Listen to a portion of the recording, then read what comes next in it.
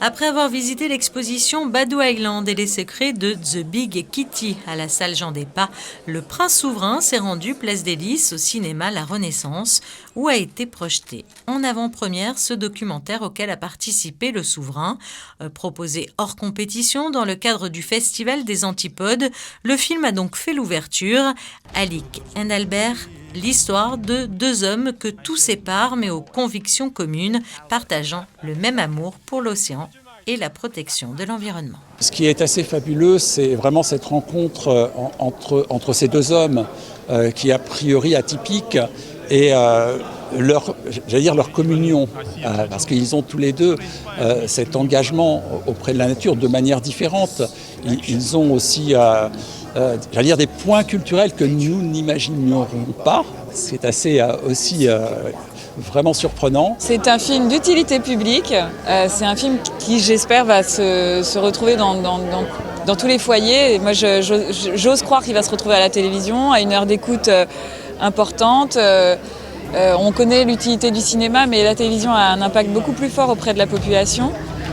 Ce qu'a fait le prince est honorable, ce qu'a fait Alick est honorable aussi.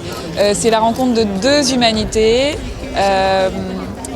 Ça donne beaucoup d'espoir en fait. Ça donne beaucoup d'espoir. Si tout le monde pouvait aborder ce sujet de l'environnement avec autant d'humilité, je pense qu'on avancerait beaucoup plus vite sur cette question. Bloqué en Australie à cause des restrictions sanitaires, l'artiste Alick Tipoti et l'équipe du film n'ont pu faire le déplacement pour cette avant-première. Mais Robert Calcagno, producteur délégué du film, présent lors de l'immersion du souverain dans la communauté des insulaires du détroit de Torres, a pu assister aux échanges entre les deux hommes et l'importance pour eux de réconcilier l'homme et la nature, comme dans cette petite île située au nord de l'Australie, où les hommes éprouvent un profond respect pour l'environnement qui les entoure.